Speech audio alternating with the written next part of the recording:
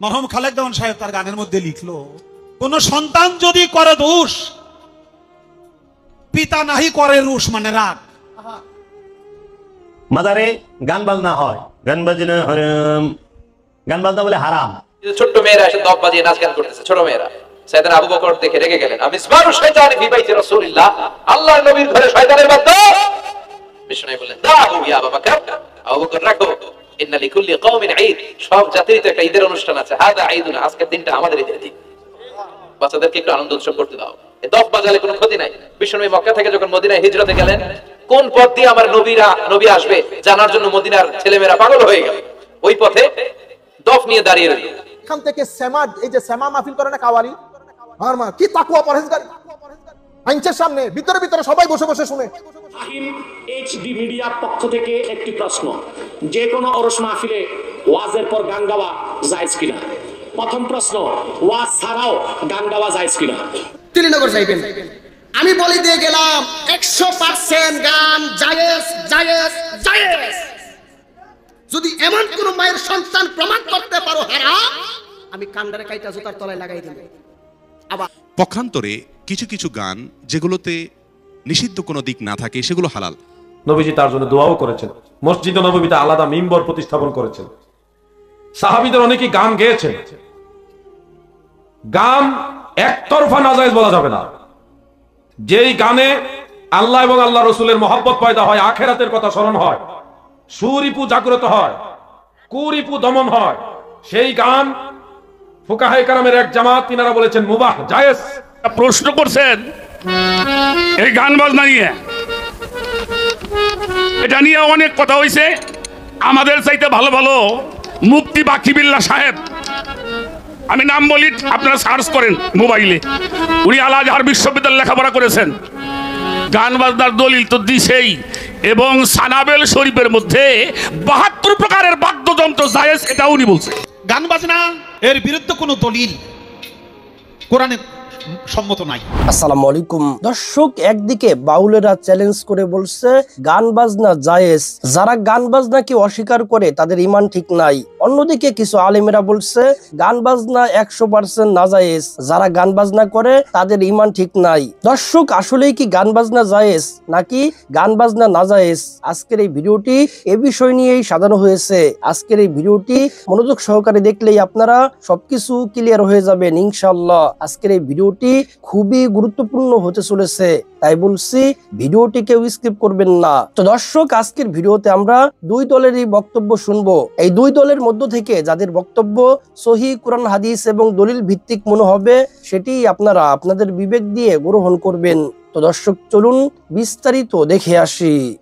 প্রশ্ন করছেন এই গান বাজনা নিয়ে, এটা নিয়ে অনেক কথা হয়েছে। আমাদের চাইতে ভালো ভালো মুফতি বাকিবিল্লাহ সাহেব, আমি নাম বলি, আপনারা সার্চ করেন মোবাইলে, উনি আল আজহার বিশ্ববিদ্যালয়ে লেখাপড়া করেছেন। গান বাজনার দলিল তো দিছেই, এবং সানাবেল শরীফের মধ্যে 72 প্রকারের বাদ্যযন্ত্র জায়েজ, এটা উনি বলছে।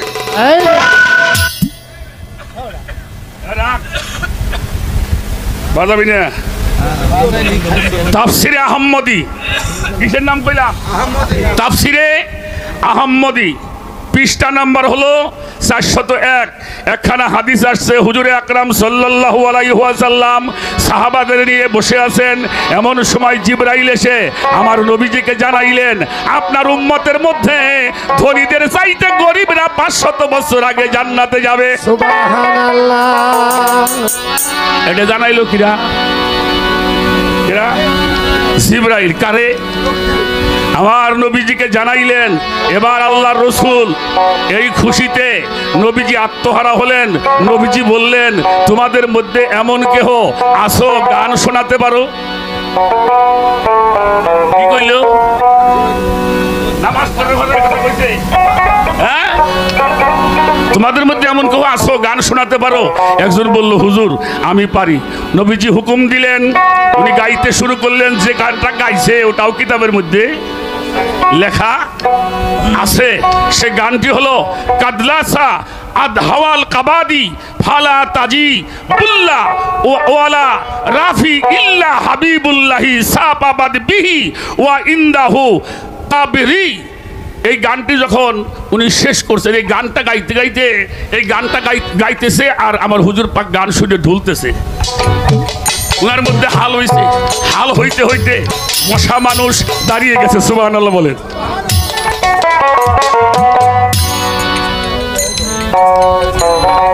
গায়ের উপরে পাগড়ি ছিল, হুজুর লাফাইতেছে। এটা কি হয়েছে? পড়ে গেছে, এটা পড়ে গেছে। ওখানে যে সমস্ত সাহাবারা ছিলেন তাদের নামও আমার কাছে আছে। যখন পড়ে গেছে, আসরটা শেষ হয়ে গেছে, মানুষ বসছে, আমার রাসূল বলছে পিয়ার প্রেমে আজকে এমন হাল হয়েছিল যারা এই মাহফিলে শরীক হতে পারে নাই তাদের মতো কপাল পোড়া কেউ নাই। কি শুনছে? কি শুনছে? কিরা শুনছে? নবী স্বয়ং, আবু বকর সিদ্দিক ছিলেন, ওসমান গনি ছিলেন, হযরত ওমর ছিলেন, আরো সাহাবারা ছিলেন। গানে এমন ভাব হইছে, আল্লাহ রসুল বলল এমন আনন্দের সময় একটু তাবারক না হলে কেমন হয়? সুবহানাল্লাহ, সুবহানাল্লাহ। এখন তাবারকটা কি করা হবে? তাবারক কোথায় পাওয়া যাবে? এক ভক্ত সাহাবাকে বলল এটাকে কাটো, ছোট ছোট করে টুকরো টুকরো করো, কাটো। কাটছে, 400 টুকরা হয়েছে। সুবহানাল্লাহ, সুবহানাল্লাহ। প্রত্যেকের হাতে দিয়ে বলছে আনতা জান্নাতি, আনতা জান্নাতি, তুমি জান্নাতি, তুমি জান্নাতি। সুবহানাল্লাহ। 400 টুকরা হয়েছে। ওই মাহফিলের মধ্যে 400 জন মানুষ ছিল। সুবহানাল্লাহ। আর একটা কথা বলি, সব গান যারা হারাম কয় ওগো মস্তিষ্ক খারাপ, আবার সব গান যারা জায়েজ কয় ওগো মস্তিষ্কটা খারাপ। এই যে সূরা লুকমানের 6 নম্বর আয়াত, ওমিনান নাসি মাইয়াশতারি লাহওয়াল হাদিস লিউদিল্লা ইলা আন সাবিলিল্লাহ। এই লিউদিল্লা যেটা বাজে কথা, বাজে আলাপ, এটা হারাম। লিউসিলা যেটা আল্লাহ রাসূলের প্রেম বাড়ায় দেয়, ওলি আল্লাহর প্রেম বাড়ায় দেয়, মাতা পিতার মহব্বত বাড়ায় দেয়, ওটা ফরজ, ওটা সুন্নাত, ওটা মুস্তাহাব। আমরা মাজারে গান বাজনা হয়, গান বাজনা হারাম, গান বাজনা বলে হারাম। সারা কোরআনে একটা দলিল আছে গান বাজনা হারাম? আল্লাহর জমিনের উপরে আসমানের নিচে কেউ দেখাই পারবো কোরআনের মধ্যে আছে গান বাজনা হারাম? এটা সম্পূর্ণ মিথ্যাচার, মিথ্যা কথা। একটি ফেরকার এই ওয়াহাবী মতবাদের মোল্লাদের এইটি মিথ্যাচার। গান বাজনা হারাম কে বললো? কোরআনে কোথায় আছে হারাম? যেটা সেটা অবশ্যই কোরআনে থাকবে। এবং আল্লাহ এবং আল্লাহর রাসূল বলবে, তারা সূরা লুকমানের 6 নম্বর আয়াত দেখায় কি, ওয়ামাইয়াশতারি লাহওয়াল হাদিস, তাহারা বাজে কথা ক্রয় করে। লাহওয়াল হাদিস, লাহওয়াল হাদিস, হাদিস মানে কথা, লাহওয়াল মানে বাজে। বাজে গানের আরবি কি জানেন? এই মৌলবীরা তো গানের আরবি কি হিডি জানে না, ওয়াহাবীরা। গানের আরবি হলো গেনা। এই গেনা শব্দটা সারা কোরআনে কোথাও নাই। গানের আরবি হলো গেনা। 1998 সালের পরে পরিসংখ্যানে দেখা যায় বাংলাদেশে 2,98,000 পীর আছেন, পীরের দরবার আছে। এটি ওনারা বলতেছেন, ঠিক আছে। এখন তারা বলতেছে মাজারে শিরিক করা হয়, মাজারে সেজদা দেওয়া হয়, মাজারে গান বাজনা করা হয়, মাজারে কে কেন্দ্র করে নেশা পানি সিদ্ধি, মানে ওনারা বলে গাঁজা খায়। ঠিক আছে, অভিযোগগুলো তুলে ধরলাম। এই অভিযোগ আপনারা খুব খেয়াল করে, মাজারকে কেন্দ্র করে তারা বলতেছে যে এই অজুহাতে তারা মাজার ভাঙে যে মাজারে শিরক করা হয়, শিরকে আখরা।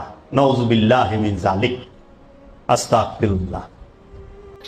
গান বাজনা এর বিরুদ্ধে কোনো দলিল কোরআনে সম্মত নাই। হাদিস ঘাটলে এই গান বাজনার সপক্ষে অনেক দলিল আছে। অনেক নবী রাসূলরা গান করছে, আমার আখিরি জামানার নবী নিজেও গান শুনছে।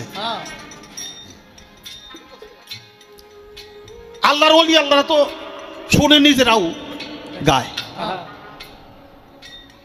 এই গান বাজনা মধ্যে কিছু তাত্ত্বিক বিষয়, কিছু নিগুড়ি বিষয়, কোন কোন সময় কোন কোন ব্রেনে যেটা লোড কুলায় না এমন কোথাও এই গানে আসে। সবার ব্রেনে লোড কুলায় না। আমাদের এই গানকে হারাম ফতোয়া দেয়, নাজায়েজ ফতোয়া দেয়। ফতোয়া দেয় কারা? আমাকেও বাচ্চা ছাড়াই তো, আমাকেও এই দেশের মানুষরাই তো দেয়, নাকি অন্য দেশের মানুষরা দেয়? এই দেশের ময় মুরব্বী আত্মীয় স্বজন যারা আছে এরাই দেয়। আমি ছোট্ট করে কথা বলুন, সামনে হইল জাতীয় নির্বাচন। আমার আফরোজা খান রিতাফা নমিনেশন পাইছে না দানের শীষে। আপনারা বুকে হাত দিয়া বলতে পারবেন যে বিএনপির কোন লোক কি গানের বিরুদ্ধে কোনো সময় কথা বলে কিনা? জোরে করে বলতে হবে না। বিএনপির কোন লোকজন গান বাজনার বিরুদ্ধে কোনো কথা বলে না। তো আমরা সামনে নির্বাচন, আমরা জানি একটু গান বাজনা করতে পারি, আপনারা জানি গান বাজনা শুনতে পারেন, তার জন্য ব্যবস্থা আপনাকে করুন লাগবো না? আপনাদের করুন লাগবো। সামনে ধানের শীষ প্রতীকে আফরোজা খান রিতাফার জন্য আমি আপনাদের কাছে দোয়া চাই, ভোট ভিক্ষা চাই। এর কারণ এটা যে যদি আগামীতে এরা রাষ্ট্র ক্ষমতায় না যাইতে পারে তাহলে এ দেশের এমনি তো 200-র উপরে মাজার ভেঙে ফেলাইছে, আপনারা জানেন তো। 200-র উপরে বাংলাদেশে মাজার ভেঙে ফেলাইছে। এখন একটু বন্ধ হয়েছে। কেন বন্ধ হয়েছে? সামনে যে নির্বাচন, একটু গ্যাপ দেই, নাহলে এখনো যদি মাজার ভাঙতে থাকি তাহলে কিন্তু আর ভোট পাবো না। এই জন্য তারা এখন একটু অব্য দিছে, একটু জিরাইতেছে। নির্বাচন হয়ে গেলে যদি তারা ক্ষমতা যায় আবার আমাকে বাড়িঘর শুদ্ধ ভাঙ্গা ধরবো, খালি মাজার না। অতএব কারণে আমি কিন্তু আপনাদের তরিকতপন্থী যারা মুসলমান তাদের এই ঈমান আকীদায় তাদের যে তরিকতের কর্ম, এটার জন্য তারা চালায় যাইতে পারে। আমি ঢোল, বাদ্য, তবলা, হারমোনিয়াম এগুলোরে ভেঙে মাটির সাথে গুড়িয়ে দেওয়ার জন্য এসেছি। আর ওই নবীর উম্মতকে বাজারে ঢোল বাজারে বাসে আছে না নাই? ঢোল বাদ্য বাজানো যাবে? এই হাই বিটের মিউজিক আপনি শুনলে আপনার অন্তরে নেফাকি তৈরি হবে। নামাজে মজা পায় না, হুজুর নামাজে মজা পায় না। তুমি আজীবন শোনো কুচ কুচ হতা হয়, তুমি নামাজে মজা পাইবা কেমনে? আজীবন শুনে কি কুচ কুচ হতা হয়। এখন নামাজে মজা পায় না, জিকির করে মজা পায় না, তেলাওয়াতে মজা পায় না, মজা নাই, মনোযোগ নাই। হৃদয়টাকে যে তুমি শয়তান দিবাবে কি করে? এজন্য এই মিউজিক্যাল ইনস্ট্রুমেন্ট থেকে দূরে থাকতে হবে। এগুলো অন্তরে নেফাকি তৈরি করে। আপনি দফ বাজাতে পারবেন? দফ, দফ চিনেন? ঢোলের দুই দিক আটকানো, দফের এক দিক আটকানো এক দিক খোলা, এটা বাজিয়ে আপনি নাশিদ পরিবেশন করতে পারবেন, সমস্যা নাই। বিশ্বনবী বিয়ের ক্ষেত্রে বলেছেন আলিনু আন-নিকাহ বিদ-দুফুফ, এই দফ বাজিয়ে দফের ব্যান্ড পার্টি করে বিয়ের ঘোষণা দিয়ে দাও। ঈদের দিন বিশ্বনবী শোয়া, কিন্তু ছোট্ট মেয়েরা এসে দফ বাজিয়ে নাচ গান করতেছে, ছোট মেয়েরা। সাইয়েদনা আবু বকর দেখে রেগে গেলেন, আমিসবারু শাইতানি ফি বাইতি রাসূলিল্লাহ, আল্লাহর নবীর ঘরে শয়তানের বাদ্য। বিশ্বনবী বললেন দাহু ইয়া আবু বকর, আবু বকর রাখো, ইন্না লিকুল্লি কওমিন ঈদ, সব জাতির তো একটা ঈদের অনুষ্ঠান আছে, হাদা ঈদুনা, আজকের দিনটা আমাদের ঈদের দিন, বাচ্চাদেরকে একটু আনন্দ উৎসব করতে দাও। এই দফ বাজালে কোনো ক্ষতি নাই। বিশ্বনবী মক্কা থেকে যখন মদিনায় হিজরতে গেলেন, কোন পথ দিয়ে আমার নবী আসবে জানার জন্য মদিনার ছেলেমেয়েরা পাগল হয়ে গেল। ওই পথে দফ নিয়ে দাঁড়িয়ে রইল। বিশ্বনবী সাইয়েদনা আবু বকরকে নিয়ে আগমন করলেন। ওরা তালা আল বাদরু আলাইনা বলে বিশ্বনবীর ওয়েলকাম জানালো। সুবহানাল্লাহ পড়েন। তালা আল বাদরু আলাইনা মিন সানিয়াতিল ওয়াদা ওয়াজাবা আশ-শুকরু আলাইনা মা দা'a লিল্লাহি দা আইয়ুহাল মাব'উথু ফীনা جئت من أمر المطاع جئت شرفت المدينة مرحبا يا خير دا طلع البدر علينا من ثنيات الوداع وجب الشكر علينا ما دعا لله دا পড়েন আল্লাহু আকবার। আমরা যেন এই সুস্থ সংস্কৃতির প্রচার প্রসার করতে পারি। ইসলাম বিনোদনের নিষেধ করে নাই, কিন্তু বিনোদন শুড বি হালাল বিনোদন। কোরআনে কারিমে আল্লাহ সুবহানাহু ওয়া তাআলা সূরা লোকমানের 6 নম্বর আয়াতে ইরশাদ করেছেন ওয়া মিনান নাসি মান ইয়াশতারি লাহুল হাদিসি ইলা আখিরিল আয়াহ। এই আয়াতটিতে আল্লাহ সুবহানাহু ওয়া তাআলা মূলত গান বাদ্য বিশিষ্ট গান এবং নির্দিষ্ট কিছু গানকে আল্লাহ সুবহানাহু ওয়া তাআলা হারাম করেছেন। এবং এই আয়াতে যে গান বাজনা অর্থাৎ নির্দিষ্ট কিছু গান এবং বাজনা বাদ্য এগুলোকে হারাম করেছেন, এই বিষয়টি কোরআনে কারিম পৃথিবীতে সবচাইতে বেশি বুঝেন যে ব্যক্তি রাসূল আকরাম সাল্লাল্লাহু আলাইহি সাল্লামের পরে, যার ব্যাপারে রাসূল আকরাম সাল্লাল্লাহু আলাইহি সাল্লাম দোয়া করেছেন আল্লাহুম্মা আল্লিমহুল কিতাব, যাকে রাইসুল মুফাসসিরিন বলা হয়, আব্দুল্লাহ ইবনে আব্বাস রাদিয়াল্লাহু তাআলা আনহু। তিনি বলেছেন যে এই আয়াতে সূরা লোকমানের 6 নম্বর আয়াতে আল্লাহ সুবহানাহু ওয়া তাআলা মূলত যে বিষয়টির ভৎসনা করেছেন, নিন্দাবাদ করেছেন, সেটি হলো হুয়া আল গিনা, সেটা হলো গান, অর্থাৎ নির্দিষ্ট কিছু গান। এবং আব্দুল্লাহ ইবনে মাসউদ রাদিয়াল্লাহু তাআলা আনহু আরেকজন সিনিয়র সাহাবী, তিনি বলেছেন ওই আল্লাহর শপথ যিনি ছাড়া আর কোনো মাবুদ নাই, এখানে গান বাজনাকে উদ্দেশ্য করা হয়েছে এই আয়াতে, অর্থাৎ এটা নিষিদ্ধের আওতায়। হাসান বসরি রাহিমাহুল্লাহ তাবিদের ভিতরে অত্যন্ত প্রসিদ্ধ, তিনিও বলেছেন এখানে গান বাজনার উদ্দেশ্য।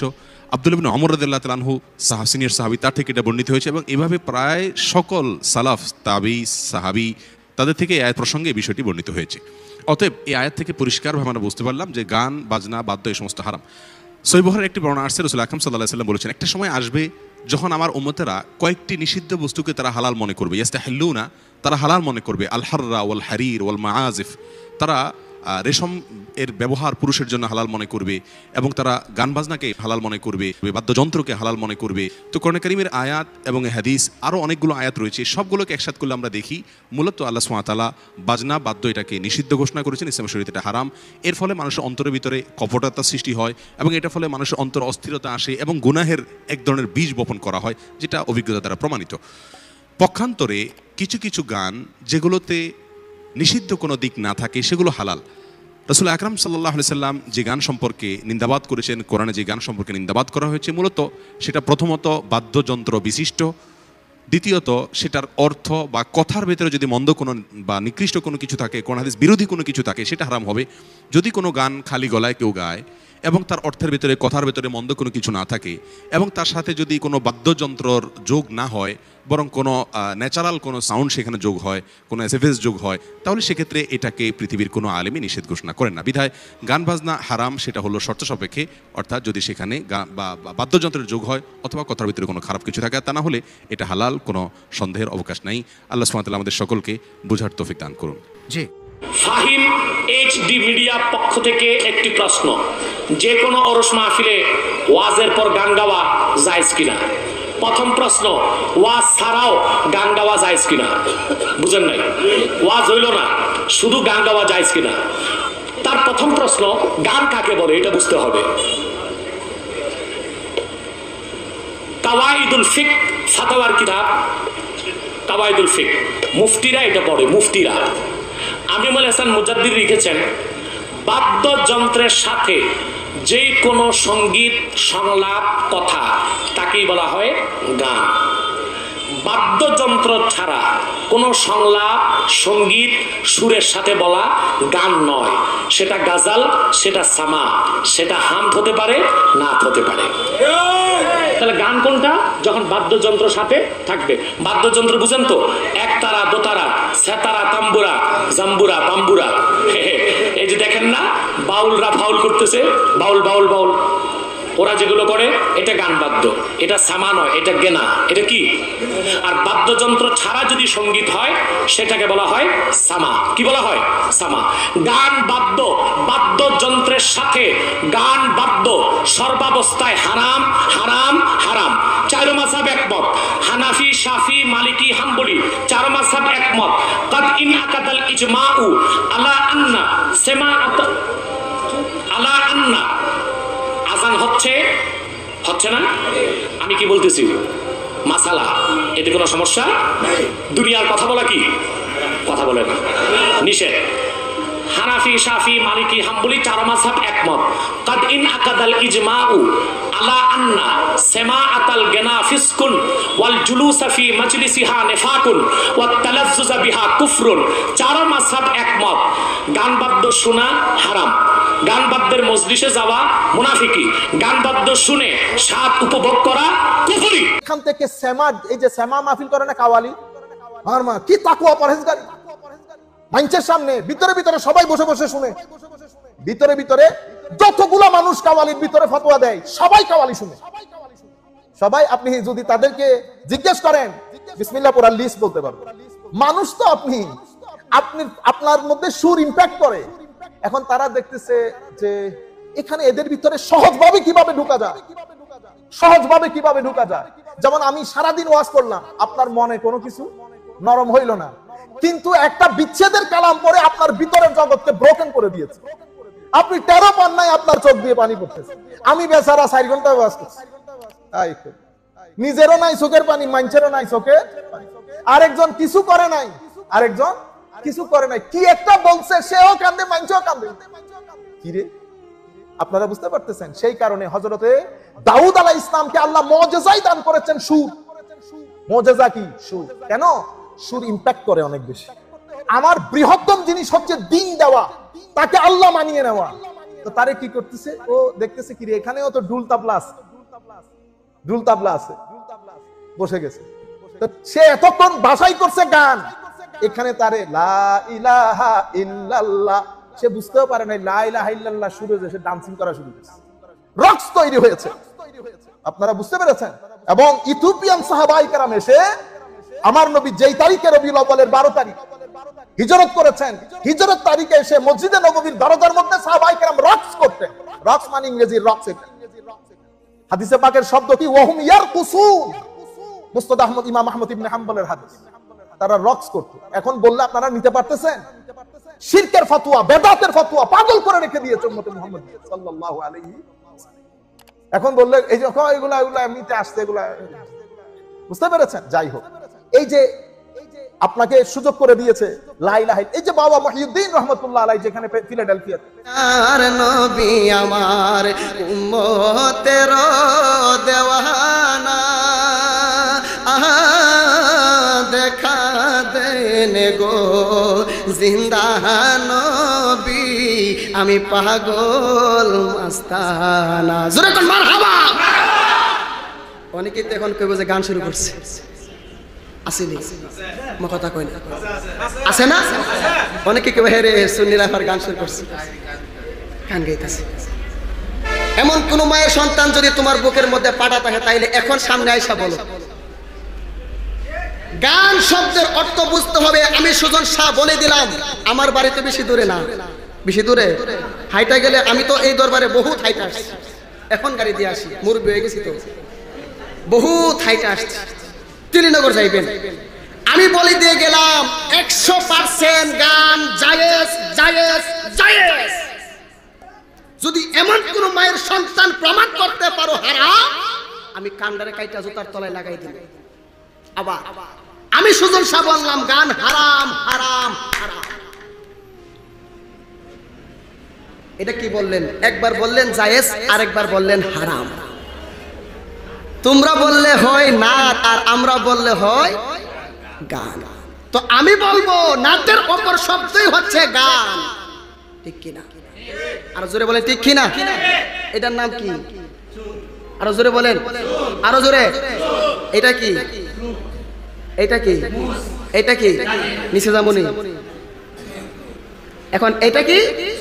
এটা কি? এই দুইটা কি দুই ধরনের? মাথায় থাকলে সুর, এখানে থাকলে বুরু, মুখে থাকলে দাড়ি বা মুস, কিন্তু নাম কিন্তু একটাও, ঠিক কিনা? এখন যে আমি এই শানটা গাইলাম, দয়াল নবী মায়ের নবী কোথায় রইলা লুকাইয়া, আচ্ছা বলেন, বুকে হাত দিয়ে বলেন তো, এই গানটা শোনার পরে কি আপনার কোনো খারাপ কাজ করতে মনে চাইছে? জোরে বলেন। যেই গানের দ্বারাই আপনার মধ্যে জিনের উৎপত্তি আসবে, ওই গান 100% হারাম।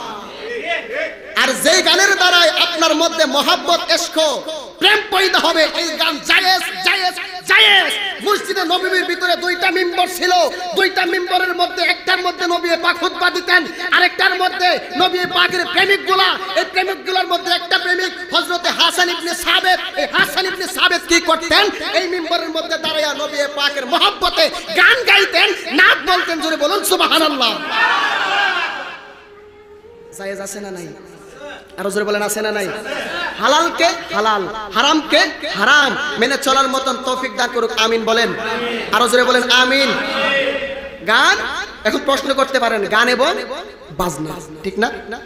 বাজনা জায়েজ আছে, একটা বাজনা জায়েজ, যেটা হচ্ছে দব, চিনেন তো আপনারা? ওই যে এক সাইডে পর্দা আছে আর এক সাইডে খালি, এটা জায়েজ। আর কিছু কিছু বাজনা আছে এগুলা মুস্তাহাব, এগুলার ব্যাপারে অনেক মতানৈক্য আছে, এর জন্য এগুলা সমাজের মধ্যে বলা যায় না, কারণ এখন আমি একটা বললে সকালে গিয়ে আরেকটা লাগাই দিই। ইসলামী শরিয়ার দৃষ্টিতে ইসলামী সঙ্গীত বা ইসলামী গান জায়েজ। জান্নাতেও গান থাকবে, ইন্নাল হুরা ইউগান্নিনা ফিল জান্নাহ ইনদা আজওয়াজিহুন্না। তিরমিজিতে আছে, তাফসীর ইবনে কাসিরের হাদিসটা উল্লেখ আছে, ইমাম আবু নুআইম ইসফাহানি তিনিও বর্ণনা করছেন। জান্নাতে হুর যারা থাকবে তারা তাদের স্বামীকে মাঝে রেখে চতুর্দিকে ঘেরাও করে সুন্দর সুরেলা কণ্ঠে গান গাইবে। সাহাবীদের মধ্যে যারা বালক বালিকা তারা গান গেয়েছে, বাজনা নয়, গানের কথা বলছি, বাজনার পর্ব পরে আসতেছে। গান, ইসলামী গান যেটা, সেটা রাসূল পাকের সাহাবীরা গেয়েছেন। হযরতে হাসান বিন সাবিত রাদিয়াল্লাহু আনহু মসজিদে নববীর মিম্বরে দাঁড়িয়ে দাঁড়িয়ে সঙ্গীতের ভাষায় বা কবিতার ছলে তিনি ইসলামী সঙ্গীত পেশ করতেন, রণসঙ্গীত পেশ করতেন, মুসলমান বা ইসলামের শান শৌকতের কথাগুলি কবিতার ভাষায় প্রকাশ করতেন। নবীজি তার জন্য দোয়াও করেছেন, মসজিদ নববীতে আলাদা মিম্বর প্রতিস্থাপন করেছেন। সাহাবীদের অনেকেই গান গেয়েছেন। গান একতরফা নাজায়েজ বলা যাবে না। যেই গানে আল্লাহ এবং আল্লাহ রসুলের মহব্বত পয়দা হয়, আখেরাতের কথা স্মরণ হয়, সুরিপু জাগ্রত হয়, কুরিপু দমন হয়, সেই গান ফুকাহায়ে কেরামের এক জামাত তিনারা বলেছেন মুবাহ, জায়েজ, কেউ কেউ মুস্তাহাবও বলেছেন। মুবাহ এই ফতোয়াটাই হলো জমহুরের ফতোয়া। ইমাম গাজ্জালি তিনি ইহয়া উলুমুদ্দিন ওই কিতাবের মধ্যে এটাকে বৈধ বলেছেন। এমন হানাফি মাযহাবের আল্লামা শাইখ আব্দুল হক মুহাদ্দিসে দেহলভী রাহমাতুল্লাহ আলাইহি মাদারিজুন নবুয়তের মধ্যে ইসলামী গান যেগুলি শরীয়ত সম্মত ওই গানকে জায়েজ বলেছেন। ইমামে আজম আবু হানিফা রাহমাতুল্লাহ আলাইহি তিনার একজন প্রতিবেশী ছিল যিনি গান গাইতেন।